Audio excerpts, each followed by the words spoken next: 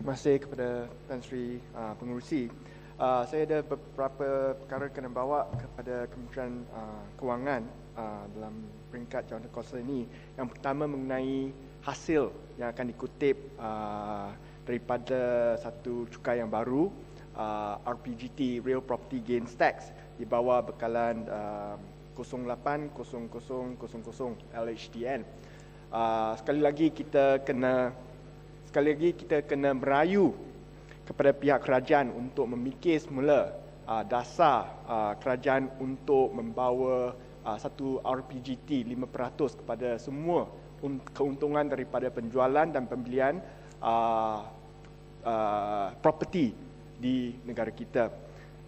Di satu conference yang diadakan, conference property yang diadakan di Hong Kong tahun lalu, satu conference yang terbesar di Asia Pasifik, MIPIM Asia.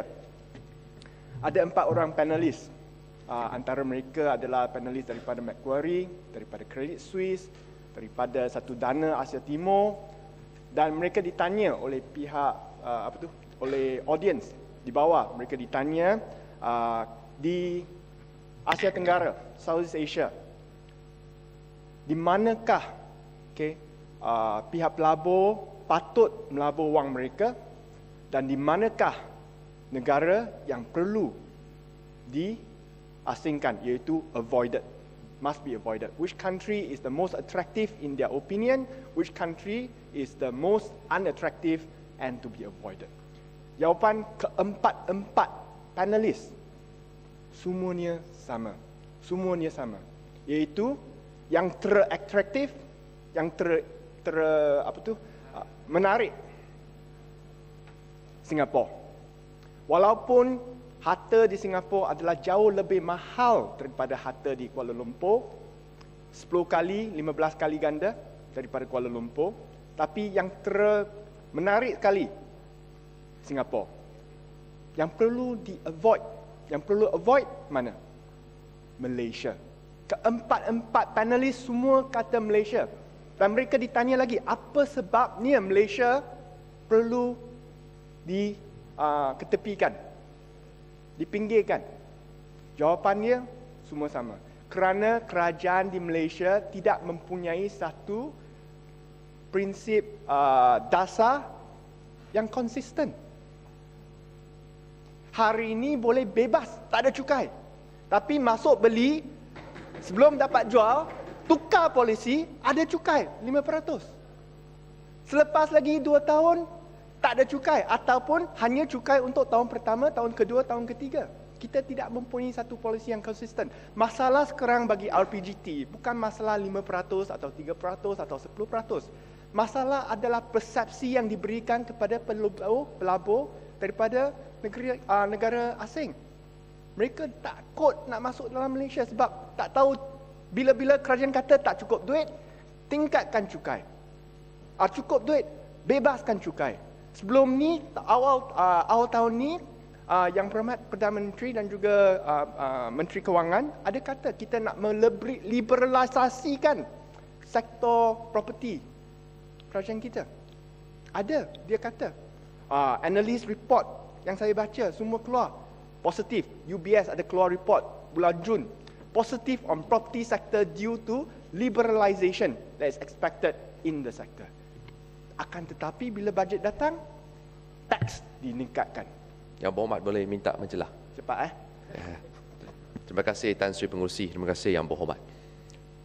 Adakah Yang Berhormat setuju apabila Dewan Yang Mulia ini meluluskan Akta Real Property Gain Tax 1976? Objektif utamanya adalah untuk mencegah spekulasi penjualan hartanah supaya tidak timbul kegawatan ekonomi yang akan merugikan negara. Tetapi akta tersebut jelas memperuntukkan hak tempoh 5 tahun sahaja. Tapi nampaknya kerajaan hari ini sendiri membuat dasar membelakangi objektif utama melaksanakan cukai RBGT untuk tempoh selama-lamanya. Saya bagi contoh, katakan ayah menteri meninggal dunia 50 tahun dulu, mewarisi tanah, sekarang nak jual, kena bayar pula. Walaupun dia telah melebihi 50 tahun. Adakah Yang Berhormat setuju ini adalah ultra virus kepada akta dan dasar ini patut diketepikan? Terima kasih. Dasar ini memang patut diketepikan sebab dasar ini tidak adil. Tidak adil sebab ni satu polisi yang mempunyai sifat retrospektif, yang ekstrim. Bukan retrospektif 5 tahun, retrospektif 100 tahun. Retrospektif. Menteri semasa menjawab peringkat dasar ada kata, kita boleh potong semua maintenance cost, semua cost-cost yang terlibat dalam pembelian properti ini. Tapi properti yang kita telah beli 50 tahun dahulu, mana ada simpan resit-resit yang penyelenggaraan, maintenance yang kita simpan 50 tahun dahulu. Tak mengena. Ini memang tidak mengena. So kita harap, saya tak nak mempanjangkan perkara ini, tapi kita harap Kementerian fikir baik-baik. Sebab kita menjadi satu bahan jenaka di luar negeri. Kita selalu ada harebrained scheme, instant scheme. Hari ini macam ni, besok hari yang lain. Itu masalah bagi dasar polisi-polisi kerajaan Malaysia pada hari ini. Okay? Yang kedua, bekalan sama dan juga dasar baru 100-300, panel kajian semula cukai GST. Saya faham kenapa kerajaan Malaysia ingin mengemukakan polisi GST. Dari segi ekonomi, memang GST merupakan satu cara untuk mengutip cukai yang boleh jadi dari segi teori lebih baik. Tapi masalah di Malaysia ialah kita belum sampai tahap di mana GST merupakan satu kutipan cukai yang adil, yang saksama bagi rakyat. Sebab buat masa ini, tidak sampai 2 juta orang bayar income tax. Yang lain pekerja, 10 juta orang langsung tak payah bayar income tax sebab pendapatan mereka tidak melebihi, lebih kurang RM2,500. Tak melebihi. So tak payah bayar. Tapi kalau kita ada GST, semua orang ada gaji, tak ada gaji, gaji rendah, gaji tinggi, kena bayar GST. So kalau nak implement GST, boleh. Tapi capailah matlamat yang disebutkan oleh Perdana Menteri dulu. Capai high income di mana kesemua rakyat perlu bayar cukai. Masa tu barulah tukar kepada peringkat GST.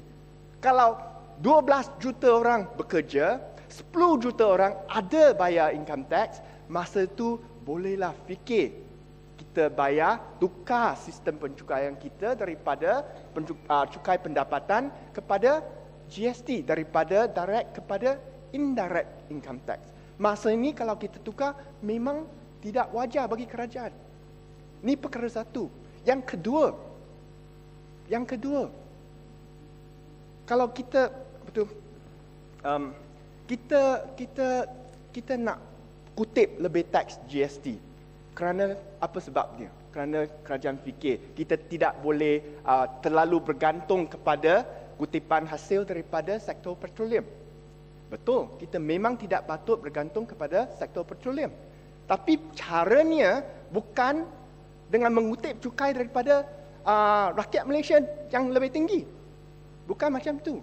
Caranya adalah untuk meningkatkan produktiviti rakyat Malaysia, meningkatkan gaji dan income rakyat Malaysia supaya lebih teks dapat dikutip dengan taraf pengutipan cukai, the tax rate yang sama. Caranya bukan kata ekonomi tak bertumbuh, harga petroleum turun, kita tingkatkan cukai daripada orang biasa, orang ramai. Itu bukan caranya. Caranya adalah untuk meningkatkan income dan produktiviti bagi rakyat di Malaysia. Dan kita harap kerajaan akan fikir baik-baik sebelum mengimplementasi polisi GST. Sebab saya fikir GST dari segi teori memang lebih efisien, memang lebih baik untuk ekonomi, tapi selepas kita benar-benar mencapai tahap high income, barulah kita implement GST di mana semua rakyat telah pun membayar gaji pendapatan, bukan gaji, cukai pendapatan, personal income tax, barulah kita tukar kepada sistem GST. Nah,